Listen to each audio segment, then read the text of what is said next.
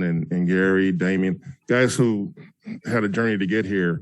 How much of what their mentality has gotten into the fabric of this team in terms of just play hard and being that guy every night?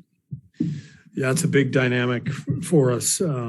I really like the makeup of the roster. You know, we've got veteran leadership. We've got our, star guys who have won championships and done everything. And then we've got, rookies, a couple of rookies and, some young players who are trying to figure it all out. But the kind of the meat of this team, we've got a bunch of grinders, the guys you just mentioned. And when you combine that with stars like Steph and Draymond and Clay, guys who work as hard as they do, just creates an identity for a team, a competitive identity and a toughness. And so I love having guys like that on our team. Coach, obviously Steph's milestone coming up, a big talking point, but just how much has he changed the game with his 3-point shooting as, you kind of look at the body of work of his career with this milestone coming up in particular? Yeah, I mean, he was the guy who really pushed the envelope individually.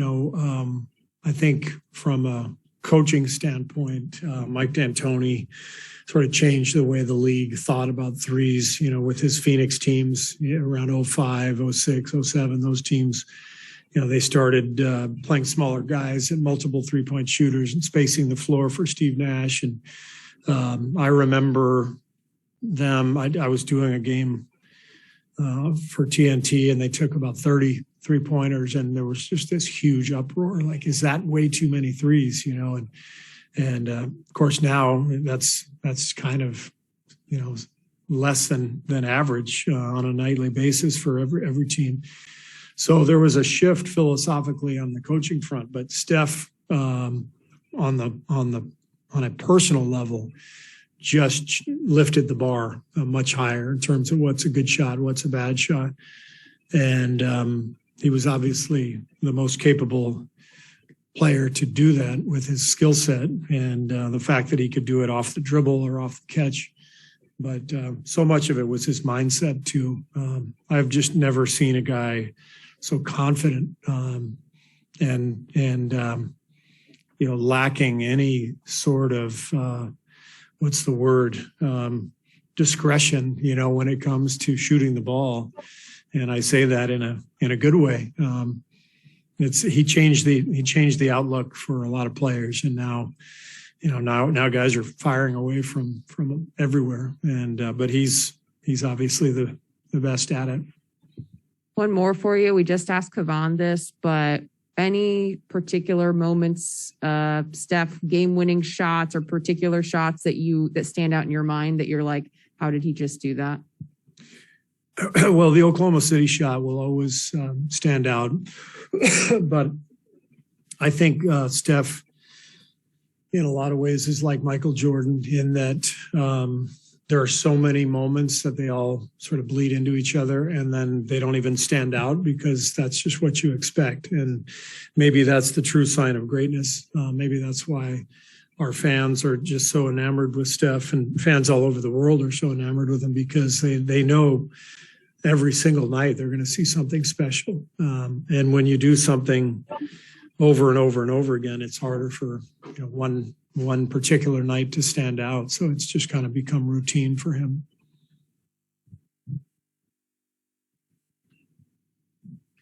All right, let's go to Zoom with Roz Goldon-Woody for Coach Kerr. Hi, Roz. Hey, Steve. How you doing? Can't wait to see you Good. How are tomorrow. You? Good, thank you. Good to see wanted you. to start.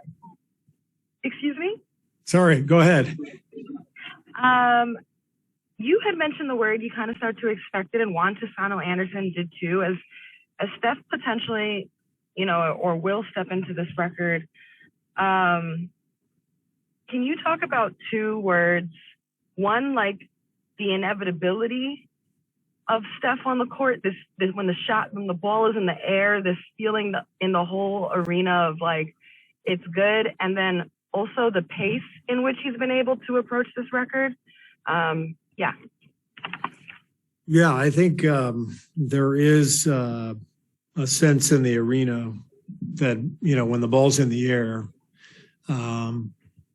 that the ball's going in. There's a sense from his teammates, his coaches, the opponents, the fans, the officials. I think everybody just expects the ball to go in.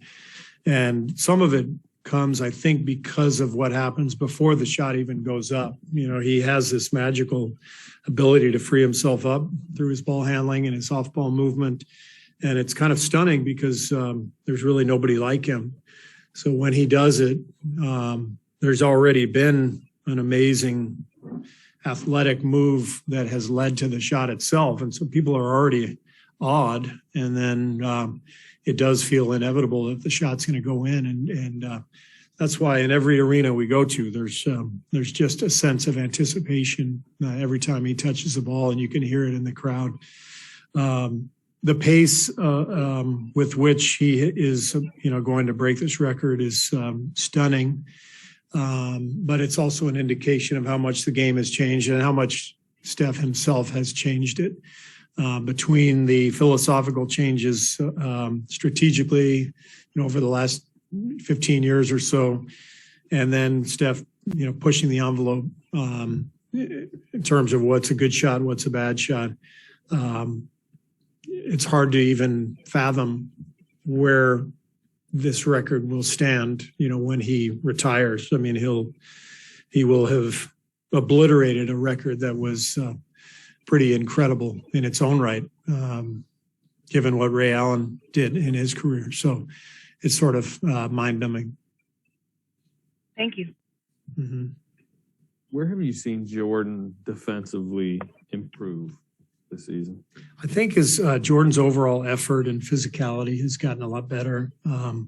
The first couple of years, we were constantly trying to get him into the fight. If there was a loose ball or a screen set, was he going to dive for the loose ball? Was he going to fight over the screen? Was he going to get into the scrum? Was he going to, box out a guy on the weak side? Was he going to get into the paint and tag a diver, from the weak side? I mean, all those things, we didn't know what to expect. And I think what's happened with Jordan is he's gotten a lot stronger physically, and he understands how important all those things are.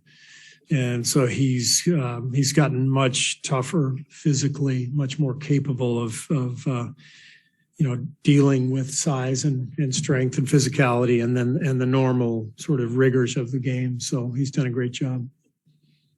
Hi, Steve. How are you? Maybe I'm dreaming this up a little bit because the game on Saturday is on ABC, but could you imagine the moment if Steph hit the record breaker over his brother and what kind of story that would be? Yeah, I mean, it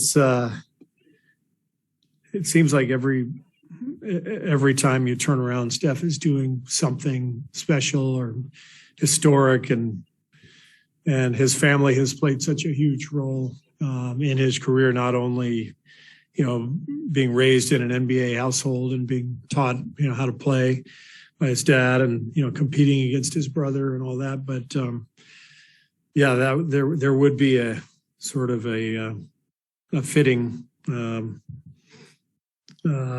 I guess, achievement if that were to happen. I don't know if Seth would look at it that way, but it would be somewhat ironic. I know you mentioned a little bit on James yesterday, but we saw him working out and doing different drills. Is the mental part going to be the toughest part for James as he comes back from this, not the physical, in your opinion? I wouldn't necessarily say that just because it's been 8 months since the injury, and he is going through the physical part every single day, and it's not easy. So I'm really proud of James for maintaining his poise and his work ethic and just continuing to come in every day and get his work in and keep his chin up. But it's all tied together. He's getting closer, and we're really excited to see him on the court doing more. But really, big picture wise, he's got his whole career ahead of him, and we just want to help him feel good out on the court and get this season off to a good start for him, whatever that means. All right. Do you expect it? Just quick on availability tomorrow. Just everyone you had yesterday besides Kuminga and Moody. Yeah, Kaminga and Moody will be in LA for a couple nights for G League games, and Andre's a possibility for tomorrow. Gotcha. Would you? And Otto will play as well. Gotcha. Kuminga and Moody will be on the road trip. So. They will be on the road trip. Yeah. Thanks.